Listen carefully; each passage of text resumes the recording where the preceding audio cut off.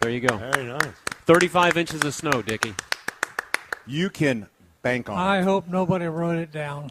I hope nobody wrote it What? down. 239-9393. I'm staking my reputation on Oh, this Lord, one you have no reputation. because I am solid. Speaking of reputation, Richard Michaelis joins us. Richard.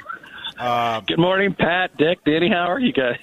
Well, we're out of control. You know, we asked that you Sounds like participate in, I threw this out your way if you wanted to be involved in measuring squirrels' tails, and you just turned me down. I mean, you kind of gave that Richard Michaelis laugh and just kind of hung up. I'm happy to reconsider.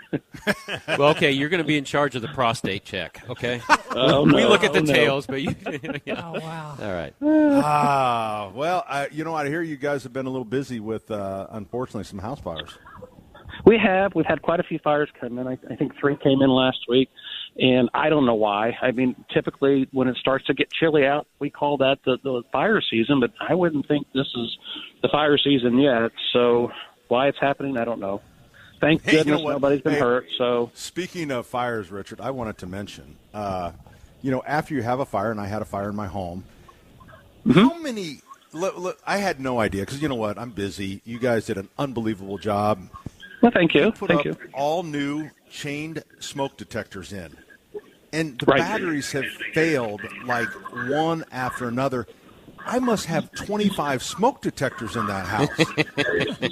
And it's expensive, is what you're saying, as far as replacing No, batteries? I'm just saying that I have spent, stupid me. So what I do, instead of like replacing batteries, it's like I'll hear one, you figure out where it is, I replace the batteries.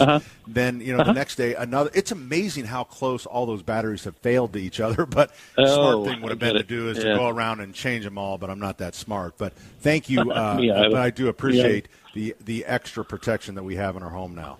And like you said, they're chained, so if one goes off, they all go off. And I think the old 9-volt battery ones, you were lucky if that would happen. Right. And hopefully you'll never need those again, right? No, and you know what? If I will say, if they had been kind of chained together, I think we would have had a lot less damage in our home because Beth would have heard that.